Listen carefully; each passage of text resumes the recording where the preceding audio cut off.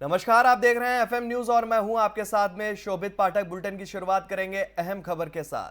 रामपुर उपचुनाव के दौरान वोटरों के साथ मारपीट के कथित आरोप का मामला सुप्रीम कोर्ट पहुंच गया है। आपको बता दें कि सीजेआई जस्टिस डीवाई चंद्रचूड़ ने कहा है कि यह गंभीर मसला है। सीजेआई ने याचिकाकर्ताओं के वकील से मामले को मेंशन करने के लिए भी कहा है। आपको बता दें कि एक वकील ने सीजेआई को कहा है कि रामपुर में हुए उपचुनाव के दौरान पुलिस ने लोगों को मतदान करने से रोकने के लिए बल प्रयोग किया था। वहीं वकील ने कहा कि वह वहां का ही मतदाता है, वहां उपचुनाव में हिंसा हुई है, इस पर कोई कार्रवाई नहीं की गई है। वकील ने कहा कि पुलिस ने हजारों लोगों को वोट नहीं डालने दिया, वोट देने वाले लोगों की पिटाई भी की गई। मैं भी मौके पर मौजूद था। वहीं समाजवादी पार्टी ने रामपुर विधानसभा उपचुनाव में पुलिस प्रशासन द्वारा मतदाताओं को वोट देने से रोककर लोकतंत्र की हत्या किए जाने का आरोप भी लगा दिया। वहीं निर्वाचन आयोग समेत देश की सभी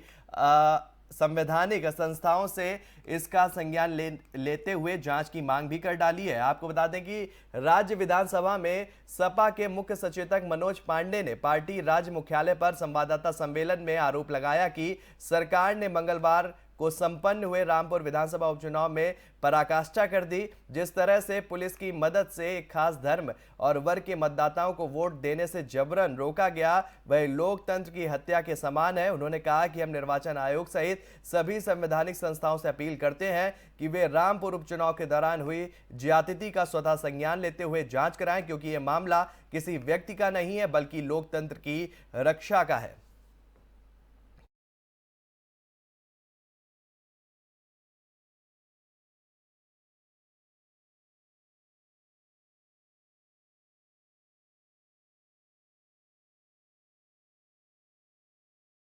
बढ़ते हैं अगली खबर की तरफ। सुप्रीम कोर्ट ने टाटा स्टील की उस अपील को खारिज कर दिया है जिसमें कंपनी ने मांग की थी कि भूषण स्टील से संबंधित सभी देनदारियों से मुक्त कर दिया जाए। टाटा स्टील ने भूषण स्टील को साल 2018 में कॉरपोरेट दिवाला समाधान प्रक्रिया के माध्यम से 35,200 करोड़ रुपए में हासिल किया था। जानकारी के अनुसार टाटा स्टील यूपी सरकार की ओर से लगातार नोटिस भेजे जा रहे थे, जिसकी वजह से उन्हें सुप्रीम कोर्ट की ओर रुख करना पड़ा। इससे पहले इलाहाबाद हाई कोर्ट में नोटिस को चुनौती भी दी गई थी, जिसके बाद कंपनी को सुप्रीम कोर्ट जाने के लिए मजबूर भी होना पड़ा। जानकारी के अनुसार साल 2007 से लेकर 2018 के बीच कॉमर्शियल टैक्स और वैट के रूप में करीब 346 करोड़ रुपए का बकाया है और इस याचिका पर सुनवाई करते हुए सुप्रीम कोर्ट ने इसे खारिज कर दिया और आदेश दिया है कि हर हाल में कंपनी को देनदारियों को देना ही होगा, क्योंकि टाटा स्टील ने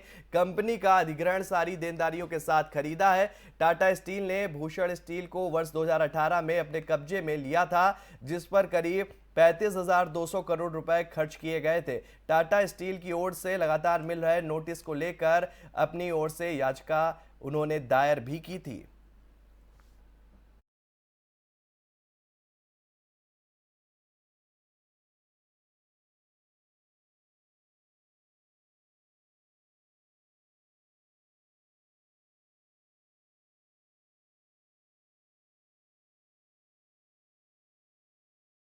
कश्मीरी पंडियों की जांच जो है स्पेशल इन्वेस्टिगेशन टीम से कराने की मांग उठी थी और इसी मामले में सुप्रीम कोर्ट ने एक क्यूरेटिव याचिका दायर की गई थी। हालांकि अदालत ने इस याचिका को खारिज कर दिया है। यह याचिका सुप्रीम कोर्ट में एनजीओ रूट्स इन कश्मीर ने दाखिल की थी। आपको बता दें कि एनजीओ ने क्यूरेटिव याचिका में सिख विरोधी दंगों की फिर से हो रही जांच का हवाला देते हुए कहा कि इंसानियत के खिलाफ अपराध और नरसंहार जैसे मामलों में कोई समय सीमा का नियम लागू नहीं होता है। आपको बता दें कि याचिकाकर्ता ने याचिका में कहा कि मानवता के खिलाफ अपराधों के मामलों में कार्यवाही करने की कोई समय सीमा नहीं है। इससे पहले सुप्रीम कोर्ट ने पुनर्विचार याचिका को 2017 में 27 साल की देरी से दाखिल किए जाने के आधार पर खारिज कर दिया था। इससे पहले गृह राज्य मंत्री नित्यानंद राय ने राज्यसभा को बताया था कि इस साल जम्मू कश्मीर में 3 कश्मीरी पंडितों सहित अल्पसंख्यक समुदाय के कुल 14 लोग मारे गए हैं। उन्होंने एक सवाल के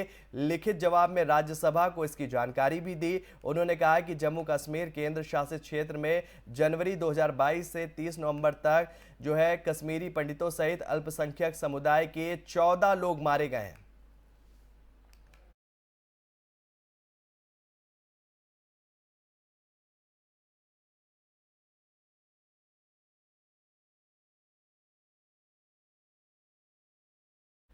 पाकिस्तानी रेंजर्स ने एक बार फिर भारतीय सेना के एक जवान को पकड़ लिया है। बॉर्डर सिक्योरिटी फोर्स का जवान पंजाब सेक्टर में पेट्रोलिंग कर रहा था। इसी दौरान गलती से वो पाक बॉर्डर को पार कर गया और उसे पाक रेंजरों ने पकड़ लिया, जिसके बाद पाक रेंजर्स ने उसे अपनी गिरफ्त में ले लिया है। अधिकारियों ने इसकी जानकारी भी दी है। उन्होंने कहा है कि पाक रेंजर ने अभी तक भारतीय सेना के जवान को वापस नहीं सौंपा है, हालांकि उन्हें इसका इंतजार भी है। गश्ती के दौरान पाकिस्तान बॉर्डर में प्रवेश करने की ये महीने में दूसरी घटना है। आपको बता दें कि इससे पहले 1 दिसंबर को भारत पाक अंतर्राष्ट्रीय सीमा पर गश्त के दौरान एक जवान पाकिस्तान की सीमा में दाखिल हो गया था। उसी दिन पाकिस्तान रेंजर्स ने फ्लैग मीटिंग के बाद जवान को वापस बीएसएफ को सौंप दिया था। यह जवान अबोहर सेक्टर स्थित बल के एक चौकी के नजदीक जीरो लाइन पर गश्त करने लगा था।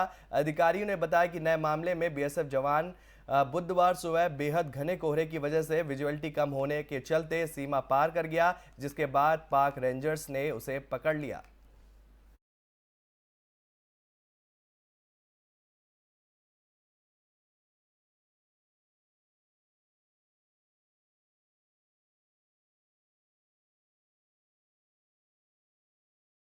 नेपाल और भारत महाकाली नदी को उसके मूल प्रवाह में बहने देने पर सहमत हुए हैं।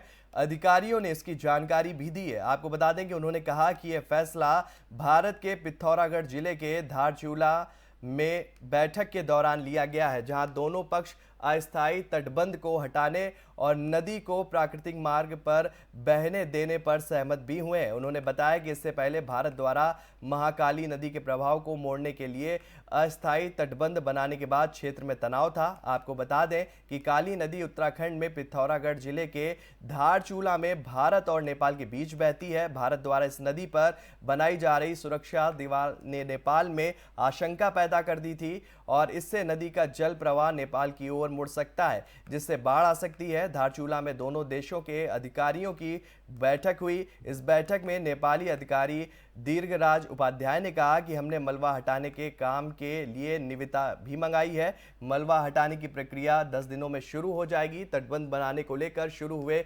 विवाद के बाद नेपाल ने मंगलवार को भारत को एक डिप्लोमेटिक लेटर भेजा था। विदेश मंत्रालय के सूत्रों ने बताया है कि भारतीय दूतावास के जरिए एक डिप्लोमेटिक लेटर भारत भेजा गया था।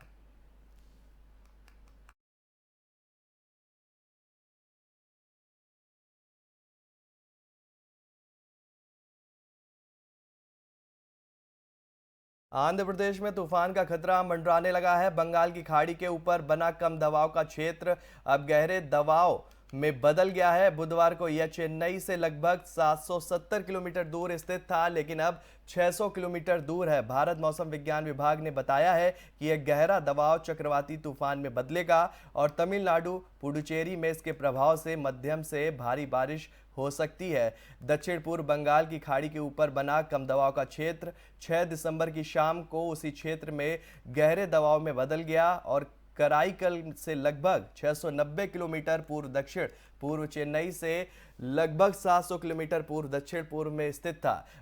आपको बता दें कि चक्रवाती तूफान मैंड्रूज बंगाल की दक्षिण पश्चिमी खाड़ी के ऊपर है और कराईकल से लगभग 500 किलोमीटर पूर्व दक्षिण पूर्व में और इसके 9 दिसंबर की मध्य रात्रि के आसपास 70 किलोमीटर प्रति घंटे की रफ्तार वाली हवाओं के साथ उत्तर तमिलनाडु, पुडुचेरी और दक्षिण आंध्र प्रदेश को प्रभावित करेगा। मैंड्रूस कल यानी कि 9 दिसंबर को तेज होगा और इसके प्रभाव के मद्देनजर तटीय आंध्र प्रदेश, तमिलनाडु और पुडुचेरी के लिए रेड अलर्ट भी जारी किया गया है, जबकि भारी बारिश की संभावना के मद्देनजर रायलसीमा के लिए ऑरेंज अलर्ट जारी किया गया है।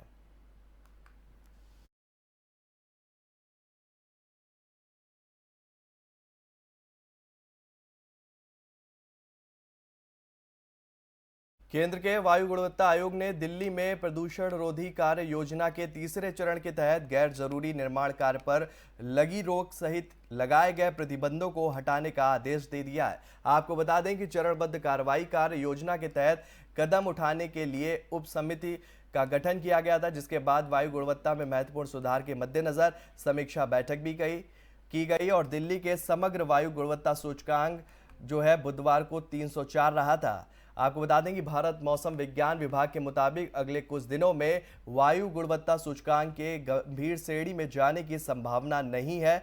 वायु गुणवत्ता प्रबंध आयोग ने एक आदेश में कहा कि मौसम संबंधी अनुकूल परिस्थितियों के बीच दिल्ली में वायु प्रदूषण में सुधार होने और आगामी दिनों में खराब से बहुत खराब श्रेणी में रहने की संभावना भी है और इसके मद्देनजर जीआरपीएफ और उप समिति ने दिल्ली एनसीआर में जीआरएपी के चरण 3 के तहत रोक को तत्काल प्रभाव से रद्द करने का निर्णय भी लिया है और यह भी कहा है कि निर्माण और तोड़फोड़ परियोजना स्थल और औद्योगिक इकाइयां जिन्हें उल्लंघन या गैर अनुपालन के कारण बंद करने के आदेश जारी किए गए हैं, वे किसी भी परिस्थिति में अपने संचालन को फिर से शुरू नहीं करेंगे।